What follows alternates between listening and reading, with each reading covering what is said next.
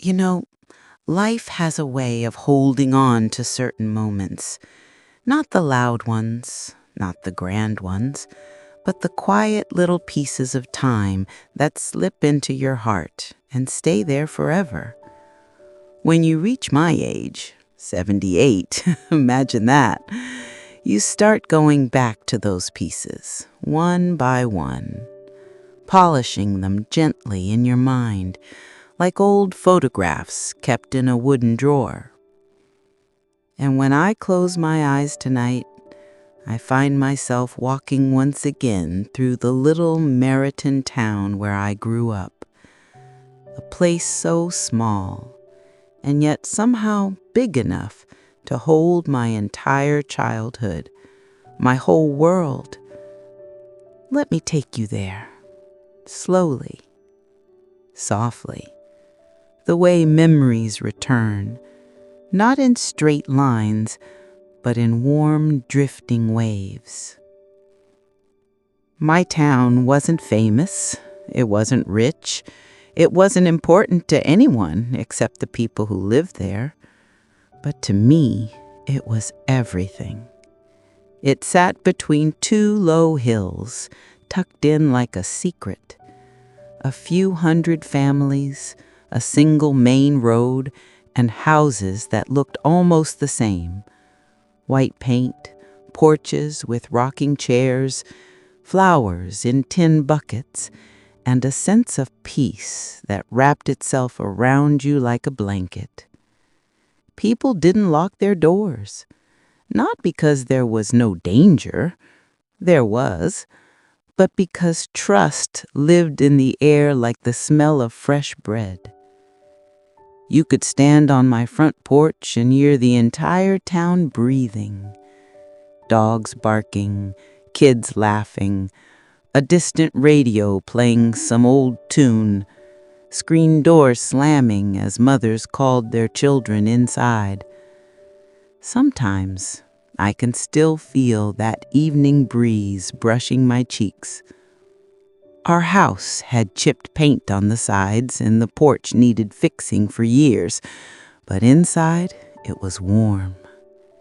It had 2 bedrooms, a tiny kitchen where the stove was always warm, and a living room that smelled of lemon polish and old books.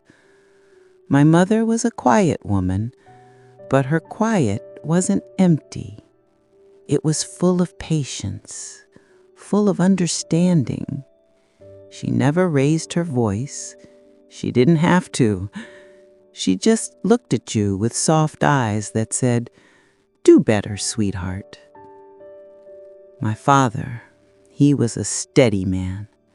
Woke up before dawn, worked till evening, and somehow always had the strength to lift me onto his shoulders at the end of the day. The sound of his boots on the wooden floor still echoes in my memory. Thump, thump, thump.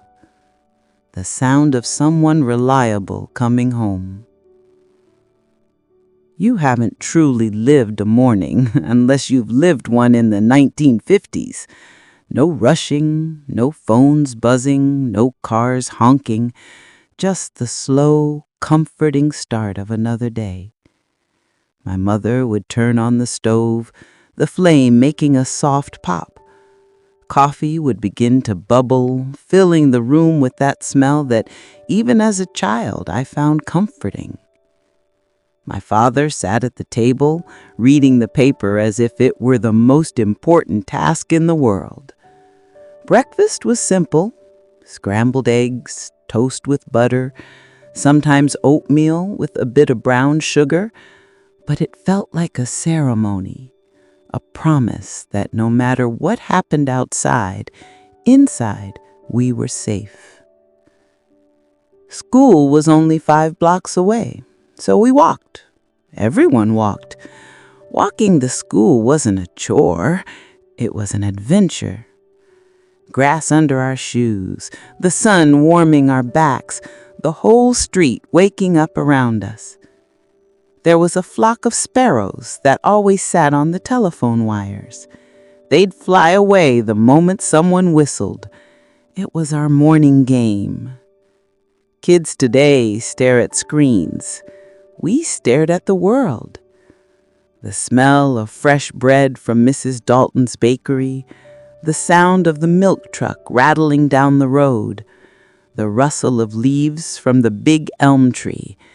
These were the things that painted our mornings. My childhood friends were the brightest colors in my world. Tommy, freckled and fearless, always climbing trees, always laughing. Mary Ellen, gentle as a falling leaf, carried a scrapbook full of pressed flowers and spoke in a soft voice that made you lean in to hear her. And Eddie, trouble in shoes, could turn the quietest moment loud and the saddest moment bright. Together, we explored every inch of that town. We built forts out of cardboard, played tag until we couldn't breathe, and told each other secrets that felt enormous at the time. Friendships then were simple. You didn't compete. You didn't compare. You just belonged to each other. Main Street was the heartbeat of our little town. Franklin's grocery smelled of oranges and wooden crates. Dottie's diner was my sanctuary. Red booths, chrome tables, and a jukebox playing songs that made the whole world sparkle.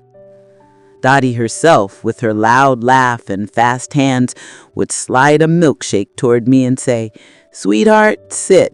You look like life's been chasing you." Mr. Whitaker's barber shop was where the town's stories lived. Men sat in chairs and discussed everything: weather, baseball, family troubles, never loudly, always calmly. Mr. Whitaker gave children butterscotch candy and called us pumpkin. Evenings in my town were magic. The sun dipped behind the hills, porch lights glowed, dogs curled under steps, and mothers called their children home. Dinner was simple, but warm. Meatloaf, mashed potatoes, green beans, maybe a biscuit or two. After dinner, no one rushed anywhere. People sat on porches, talked, watched the sky change colors, and listened to the night settle in. There was something comforting in that slowness, a reminder that life didn't always need to be raced through.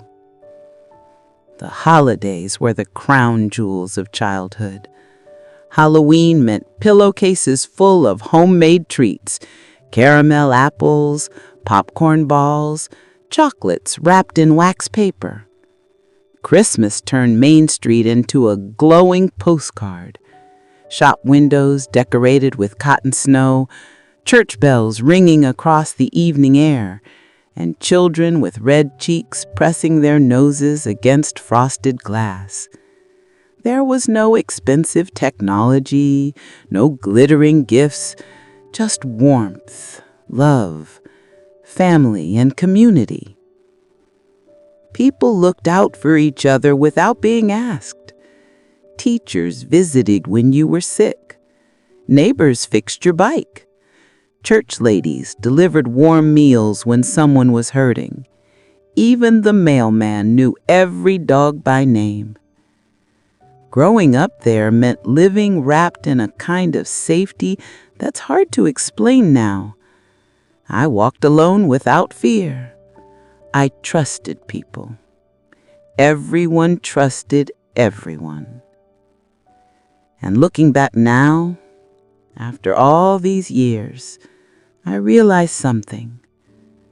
My parents raised me, yes, but so did the whole town. The streets, the neighbors, the routines, and the kindness. It was a world stitched together by care. A world where life moves slow enough to feel every moment. A world we simply don't see anymore. But I still carry it with me. every day. As the years drifted forward in that little American town of mine, life didn't suddenly change. It shifted slowly, like sunlight moving across a wooden floor. One day you notice things you never cared about before. One day voices sound different. One day the world feels just a little bigger. That's how growing up happened back then, quietly, softly, without anyone announcing it. Summers were our freedom. Not the kind of freedom children talk about today, but real freedom. The kind where your feet turned brown from dust, your hair smelled like sunshine, and your clothes didn't matter because you were always running, always exploring, always discovering something. The whole town became our playground. Empty fields behind the Miller barn, little dirt paths behind the church, the creek that curved like a lazy ribbon at the edge of town. We lived in those places as if they belonged only to us. The creek was my favorite. Its water was clear and cold, sliding over smooth stones that looked like polished gems when the sunlight touched them. We'd roll up our pants and wade into the creek, squealing when the cold water hit our ankles. Sometimes we'd catch tadpoles with our hands and watch them wiggle free. Other days we'd lie on our backs in the grass, listening to nothing but the lazy hum of summer insects. There were no smartphones, no screens, no constant noise tugging at our minds. The only notifications we had were the church bell at noon, or mothers calling our names at dusk. We didn't need anything complicated to feel alive, just the sky, the earth, and each other. As I grew a little older, I began noticing things that didn't matter to me as a younger child. Things like how the older kids talked, how girls brushed their hair differently, how the boys stood taller when they thought someone was watching. There was one boy in particular. His name was Samuel Reed. Not Sammy, not Sam, always Samuel. His mother insisted on it, and somehow the name fit him. He was quiet, thoughtful, and had the softest brown eyes. He lived near the railroad tracks, in a white house with a chicken coop in the yard and a little vegetable garden his father tended with great pride. I didn't think much of him at first. Boys in our town were just boys. They ran, they yelled, they scraped their knees. But Samuel wasn't loud. He spoke gently, like someone who was always thinking. One afternoon, when I must have been around 11, I was sitting by the creek alone, dipping my toes into the water. My friends had gone home early that day. It was peaceful, the kind of peaceful that makes you breathe slower without realizing it. And then I heard footsteps behind me, soft ones. I didn't even turn around until I heard a quiet, "Hey." It was Samuel. He sat a few feet away, not too close, not too far, and skipped a stone across the water. It made 7 little jumps before it sank. I remember thinking 7 jumps was magic. He didn't brag about it. He didn't even smile. He just whispered, "The water's really clear today," as though he were talking to the creek itself. It was such a simple moment. But even now, I feel the warmth of that day, the way the breeze smelled like earth and clover, the way the sunlight danced on the surface of the water, the way my heart felt a little strange and fluttery. Childhood is full of firsts, first steps, first toys, first fears. But that day was my first quiet understanding of affection. Life in a small town had a rhythm, and that rhythm shaped everything around us. People didn't rush. They didn't chase. They lived life at the speed of their own heartbeat. But even the most peaceful places experienced storms. The year I turned 12, our town faced something none of us expected. It was late autumn. The leaves had turned gold, the air had become crisp, and families were preparing for Thanksgiving. But then one morning, a thick, heavy smoke rose from the far side of town. It wasn't the thin kind that drifted from chimneys. This was dark, angry, wrong. Mr. Cole's barn was on fire. Barn fires were the worst kind. They spread fast, burned hot, and swallowed everything in their path. Half the town rushed to help. Men formed lines to pass buckets of water. Women brought blankets, wet cloths, and anything they could think of. Children stood at a distance, watching with wide, frightened eyes. And I remember that moment so clearly. The crackling roar, the ash floating through the air like dark snow, the heat pressing against our faces even though we stood far away. Mr. Cole was a kind man, quiet, always working. He raised livestock and grew grain, and he depended on that barn. That fire didn't just burn wood, it burned his livelihood, his whole winter's feed, his tools, everything. And yet, even in that tragedy, I saw something unforgettable. People didn't let him fall. For days, neighbors brought food to his house. Men spent their evenings helping him rebuild what he lost. Children gathered lost nails and pieces of wood. Women cooked meals and delivered warm pies. Not because anyone asked, not because anyone expected praise, simply because that's what you did in a small town. Community wasn't a word. It was a living thing. That fire changed me. It was the first time I understood that life can break without warning, and the first time I learned that kindness is the glue that helps put things back together. I didn't realize it then, but that moment shaped how I saw the world forever. After the fire, winter came early. Snow drifted in soft blankets, covering roofs and fields. Our house always felt coziest in winter. My mother made soups and kept the stove warm. My father would come home with snow on his coat, rub his hands together, and sit by the window with a cup of hot tea. Nights were long and quiet. We'd listen to the crackle of the radio, the wind against the windows, and the ticking clock on the wall. Sometimes my father read stories aloud. Sometimes my mother knitted while humming old hymns. And sometimes we just sat in silence, comfortable silence. In those quiet winter nights, I felt something deep and steady. A sense of belonging, a sense of being held by life instead of pushed by it. Spring eventually returned, as it always does, and with spring came new life. Baby chicks, new seedlings, longer days and lighter skies. Children played outside again, and laughter filled the town like a familiar song returning after a long silence. But that year, something else changed. I changed. I wasn't a child anymore. Not really. I wasn't an adult either. I was somewhere in between, where everything feels big and confusing and beautiful all at once. One afternoon, that spring, I walked to the creek again.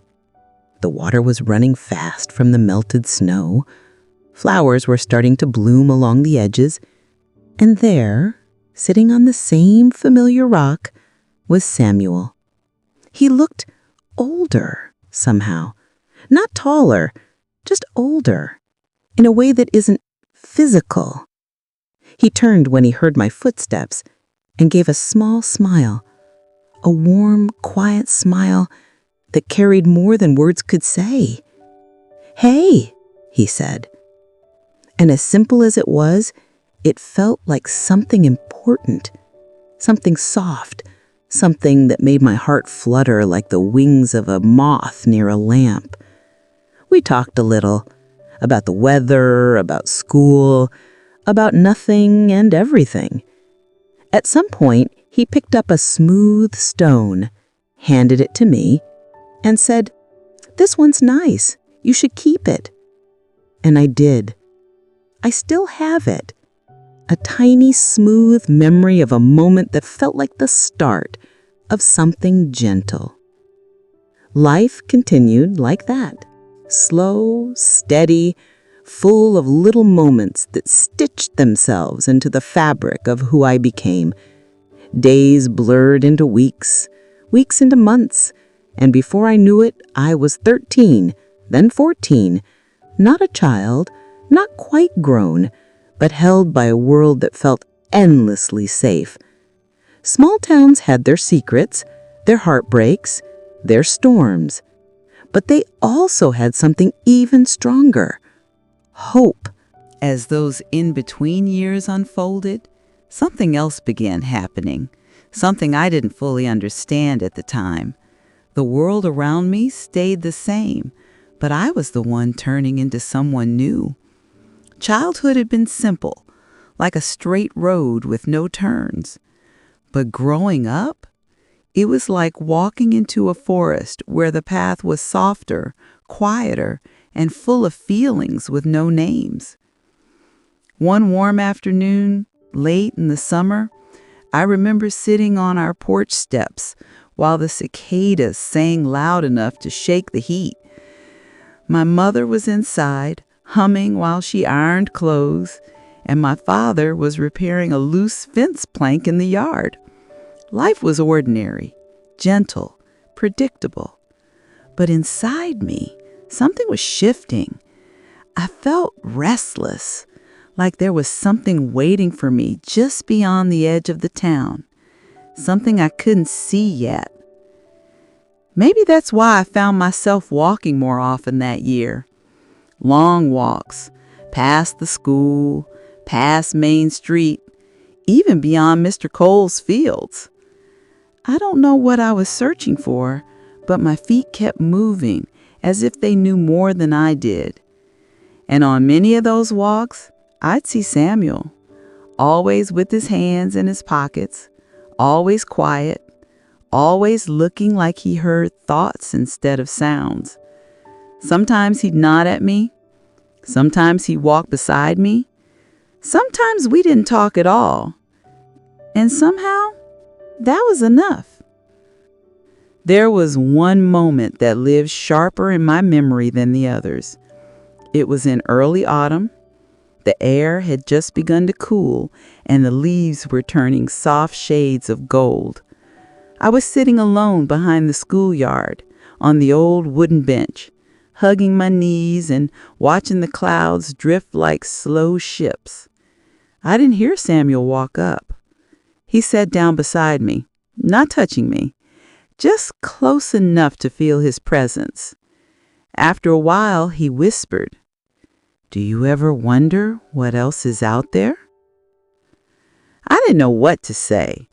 I'd never really thought about the world beyond our town. It felt too big to imagine, too far to reach. But something in his voice, soft, uncertain, hopeful, made me think deeply. I looked at him and said, "Sometimes, but I'm not sure I want anything different." He smiled a little, a small, crooked smile I never forgot, and said, "I think I want to see everything, even if it scares me." It was the first time I realized that not everyone belonged to the town the way I did. Some hearts wanted to stay rooted, some wanted to fly. And Samuel, he was born with wings.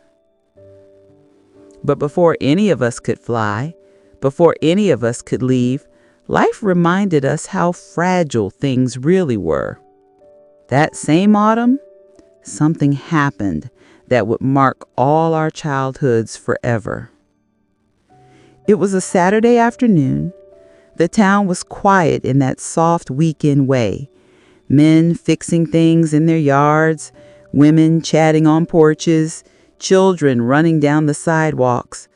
I was at home, helping my mother peel apples for a pie, when we heard the wailing siren of the volunteer fire truck. Sirens were rare in our town, too rare. My mother froze for a moment, glanced at my father, and he immediately put down his tools and rushed outside. A young boy named Timothy, only 9 years old, had gone missing near the woods behind the old cemetery. Within minutes, the entire town was awake. Doors opened, people poured into the streets. Men formed search groups. Women organized food and lanterns. Teenagers grabbed flashlights. Children were told to stay inside, though we pressed our faces against the windows, trying to understand what danger looked like. I had never felt fear like that before, a thick, heavy fear that sat in the stomach and refused to move. Hours passed. The sun began to set. The search parties lit lanterns and moved deeper into the woods. People prayed. People whispered. People cried softly when they thought no one was watching. I remember my mother putting her hand on my shoulder and saying, "Sweetheart, pray for his safety." Her voice shook in a way I had never heard before. Late into the night, just when hope started breaking, a shout echoed through the darkness. They had found him, curled up near an old fallen tree, scared, cold, crying, but unharmed. The whole town breathed again that night. Parents hugged their children tighter that night. Mothers checked their windows twice. And for the first time in my life, I understood that safety wasn't a guarantee. It was a gift, a fragile, delicate gift that needed to be held with both hands. After that night, our town felt different. Not broken, no, not that, but wiser, a little more careful, a little more protective. And I felt myself growing older in a way I hadn't expected. Winter returned with its soft silence, but this time it felt deeper. People looked at each other differently, not with suspicion, but with a sharper kind of love, a love that wanted to guard everything fiercely. During that winter, something else changed for me. I began spending more evenings sitting on the porch, watching the sky turn to velvet. I'd wrap myself in a blanket, listen to the radio hum inside, and think about life in a way I never had before. I realized that childhood wasn't something that ended in one moment. It dissolved slowly, like snow melting under early spring sun. And just like that, spring arrived again. Flowers pushed through the cold ground. The creek thawed. Children shed their heavy coats, and laughter returned to the fields. That spring brought a memory that has stayed with me for more than 60 years. I was walking home from school, books hugged to my chest, when I heard footsteps behind me. It was Samuel. He walked beside me quietly, matching my pace. The air smelled like wildflowers. The sun was gentle. Everything felt soft. Right before we reached the turn to my street, he pulled something from his pocket, a small folded paper. He handed it to me and said, "You don't have to open it now." Then he walked away. I stood there stunned, staring at the little white square. My hands felt shaky, nervous in a way I'd never felt before. When I finally opened it, the note was simple, just 4 words. You make life softer. Even now, at 78, when I think of that moment, I feel the same warmth bloom in my chest. Simple words, pure words, words from a time before the world grew complicated. Summer came shortly after, bright and warm, and full of long days that wrapped around us like golden thread. It was the last summer before everything changed. The last summer before we started growing in different directions. That summer, I understood something important without anyone teaching me. Childhood doesn't end when you want it to. It ends when life decides you're ready. And that decision is never gentle. Those final days of innocence still shine in my memory like the last stretch of sunlight before night settles. They were full of laughter, full of secrets shared under trees, full of that sweet freedom only children understand. It was the last time the world felt whole, simple, and endlessly safe.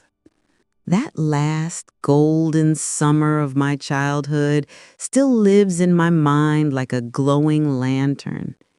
Even now, at 78, when the world around me grows too loud or too heavy, I close my eyes and there it is again. Sunshine warm on my skin, grass brushing my ankles, the distant laughter of children carried by the wind, the feeling that life would stay gentle forever. But life, it never stays the same. Not for children, not for grown-ups, and certainly not for small towns. That summer began with a kind of brightness I'd never seen before. The sky was a deeper blue, the trees were greener, and even the birds sounded happier. It felt as though the whole world knew something. Something special was about to happen. I was 13 then, young enough to dream, old enough to feel the world shifting under my feet. Every morning I woke up to sunlight pouring through my window, the smell of my mother's cooking drifting from the kitchen, and the soft rumble of my father's voice as he prepared for work. Life felt steady, predictable, comforting. My days were split between chores and home, long afternoons by the creek, evenings on the porch, and moments spent with Samuel that felt delicate, almost secret. He had changed that year, or maybe we both had. His voice was deeper, his thoughts more serious. Sometimes he looked at the horizon as though he were searching for something far beyond the town. And sometimes when he looked at me, there was a softness in his eyes I had never noticed before. One afternoon, near the beginning of June, we all gathered behind the schoolyard to watch the older boys play baseball. The sun was strong, turning the field golden. Dust swirled around their feet as they ran. And there, under the shade of a tall sycamore tree, Samuel stood beside me. He didn't speak at first. He just leaned against the trunk with his arms crossed, watching the game quietly. After a while, he murmured, "You ever wonder what it's like out there?" He nodded toward the world beyond the hills. I glanced at him. "Out where?" He shrugged. "Everywhere. Places that aren't this town. Cities, mountains, oceans. The world is so big. It feels strange to never see it." I pressed my toes into the grass. "Don't you like it here?" He took a moment to answer. "I do. More than you know. But I think some people are meant to stay and some are meant to go. I'm not sure which one I am yet." His voice was quiet, thoughtful, almost sad, and something inside me tightened, like a thread being pulled just a little too hard.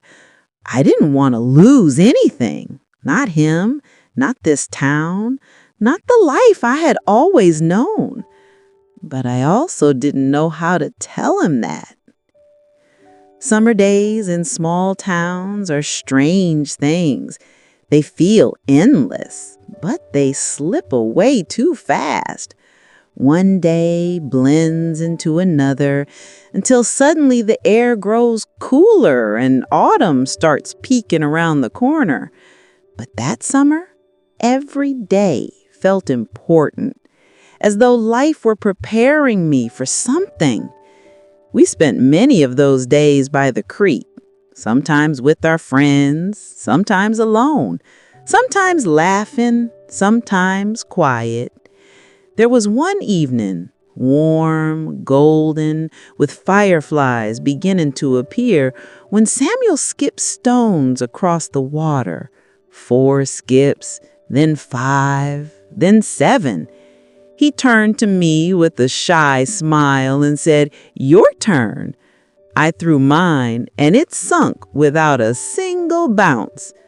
We both laughed, soft, embarrassed laughter that tasted like innocence mixed with something new. Then, without thinking, he said, "I like being here with you." Simple words, ordinary words, but the world stood still when he said them. Even the fireflies seemed to pause, glowing softly in the dimming light. Summer rolled on, days full of sunlight, nights full of warm breezes and long shadows stretching across porches.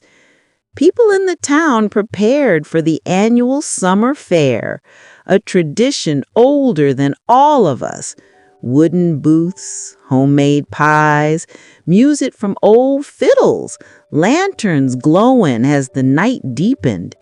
It was the heart of our summer, the one night when the whole town felt young. I remember walking to the fair with my parents.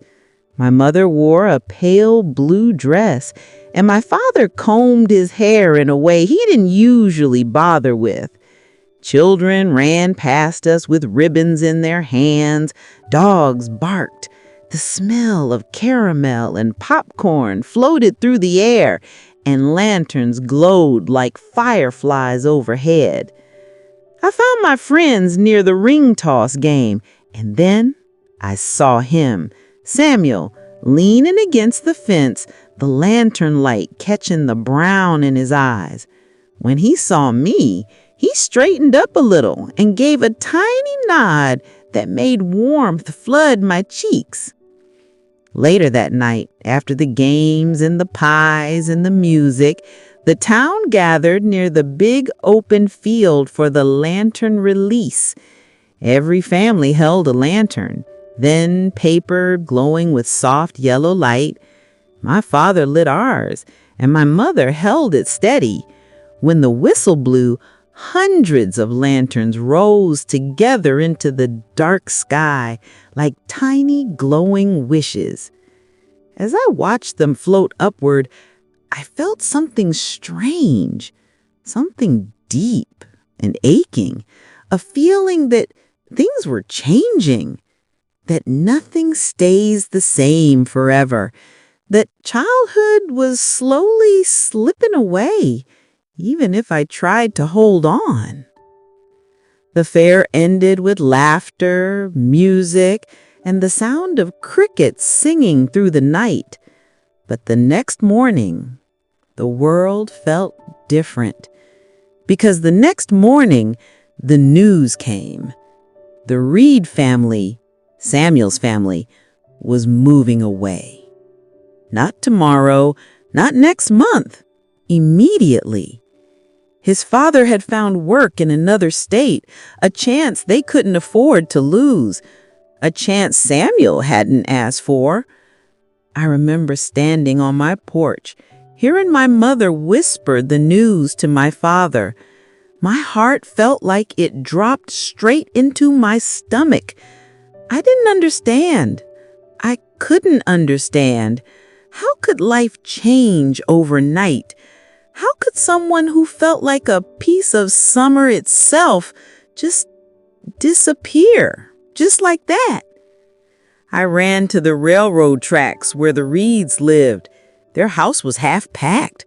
Boxes, suitcases, clothes hanging from open drawers. Samuel stood outside, hands in his pockets, staring at the ground. When he looked up at me, his eyes were filled with something I had never seen before, something heavy, something painful. He's whispered, "I didn't know. I found out this morning." I opened my mouth to speak, but nothing came out. The words got stuck somewhere deep inside me, so I just shook my head, tears burning my eyes. He stepped closer and he said, "I don't want to go." The wind rustled through the trees. Somewhere far off, a dog barked, and the world felt unbearably small. "I thought," he started, then stopped. "I thought we'd have more time." I nodded, wiping my cheek. "Me too." For a long moment, we just stood there, two children on the edge of something too big for us to understand. Then he reached into his pocket and pulled out a small object wrapped in cloth. "Here," he said, placing them in my hands. "I want you to keep it." Inside the cloth was the smooth stone he'd given me months earlier, the one he said was nice.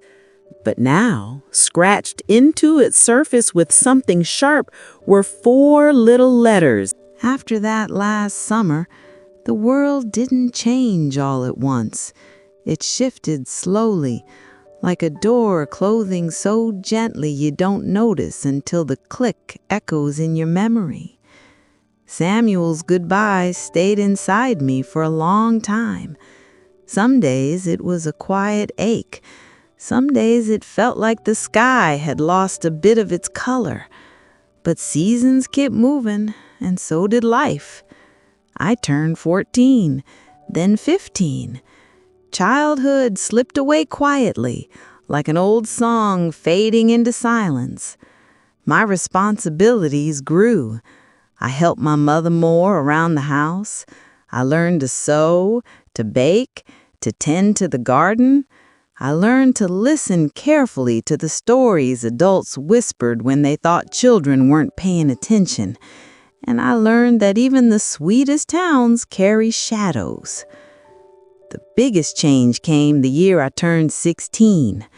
It was early spring, one of those chilly mornings when the frost still clung to the windows, but the birds had begun returning. My father left for work before sunrise, like he always did. He kissed my mother's cheek, ruffled my hair gently, and said, "You two behave now." I smiled and said, "Always." I watched him walk down the path, his boots crunching softly over the thin layer of frost. That was the last morning I ever saw him. The accident happened just after noon. A truck from the factory lost its brakes on the slope near the old sawmill. People said the sound was so loud it echoed all the way to the creek. When word reached our house, my mother didn't scream. She didn't fall apart. She just whispered, "Dear God," and ran out the door, her apron still tied around her waist. I followed her, tears already burning my eyes, though I didn't know the details yet. I just knew. When we reached the crowd gathered near the sawmill, everything felt unreal. The noise, the people crying, the smell of smoke and gasoline. I pushed my way through the cluster of neighbors until I saw him, covered with a blanket, still, quiet, far too quiet. The world spun. My knees gave out. Someone caught me. I don't remember who. The sky looked blurry, the trees looked crooked, and the only sound I could hear was my own heartbeat breaking. My father wasn't just my father. He was the anchor of our home, the steady voice, the warm footsteps, the laughter at the dinner table. When he left this world, the colors in mine dimmed. That night, the whole town came to our door. Women carried food, soup, bread, pies. Men offered to fix the fence, repair the porch, chop the wood we would need for winter. People cried with my mother. Some prayed with us. Some simply sat beside us silently, offering their presence. That's the thing about small towns. Grief is never a private thing. People don't let you suffer alone. I remember lying awake in my room long after everyone had left. The house felt too quiet, too hollow. I pressed the smooth stone Samuel had given me against my chest. Somehow it made me feel less alone. I whispered, "Daddy, please don't be gone." But the silence answered softly, gently, painfully. For weeks, life felt heavy. I watched my mother age faster than she should have. She tried to be strong. She tried to smile, but her eyes told the truth. Sometimes when she thought I wasn't looking, she'd touch my father's chair as though expecting it to still be warm. Those months taught me something no one ever wants to learn, that life asks you to grow up long before you feel ready. The town helped us survive, but healing, that was something slower. One quiet evening, when spring was almost over, I walked to the creek alone. The water moved lazily, carrying bits of sunlight across its surface. I sat on the same flat rock where Samuel and I used to talk. I closed my eyes, and for the first time since the accident, I let myself cry. Really cry. Not the silent tears I shed at night, not the brave face I tried to put on for my mother. I cried like a child who had just realized the world can take from you without warning. After what felt like forever, the wind picked up, soft, warm, gentle. It brushed against my face like a hand, and in that moment, something inside me settled. Not healed, not yet, but settled, as though life was whispering, "I know, I know." As years passed, I learned to live with the absence. My mother grew stronger. I grew quieter, more thoughtful, more aware of the fragile threads holding people together. And the town, in its own way, continued to raise me. I finished school, I helped neighbors, I worked part-time at Franklin's grocery. I learned how to stand on my own feet. And through it all, I kept that little stone Samuel gave me in my pocket, like a reminder that not all goodbyes were endings. Some were beginnings in disguise. Then, when I was 18, something unexpected happened. One summer morning, as I sorted cans in the grocery store, the bell over the door chimed. I looked up, and there he was, Samuel. Older, taller, his face sharper, but his eyes still soft, still warm, still kind. He smiled in that quiet way of his. He said, "Hey." My breath caught. I said, "You came back?" He said, "Just visiting. I wanted to see everything again. The town, the creek, the old roads." He paused a moment and said, "And you." We walked together later that day, just like we used to. The creek looked the same, the air smelled the same, but we weren't the same. We talked about where he had been New towns, new schools, new challenges. He'd seen the mountains he always dreamed of, the cities, the oceans. He'd traveled miles that I had only imagined. I asked him, "Did you find what you were looking for?" He thought for a long moment and said, "Some of it, yes, but some things," he glanced at me, his voice softening, "some things you only understand when you come back." We talked until the sky turned pink, and when he left again a few days later, it didn't break me this time. It felt right, like two paths crossing for a moment before continuing on. Life carried me forward. I married. I raised children. I lost people I loved. I gained others. I lived through storms and through seasons of joy. And all the while, the memories of my little American town followed me like pieces of sunlight tucked in my pockets.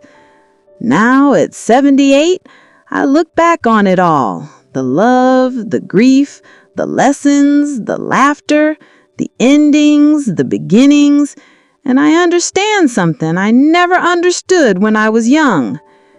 Childhood isn't just a time. It's a place inside your heart, a place you return to when the world grows too loud, a place that reminds you who you were so you don't forget who you are.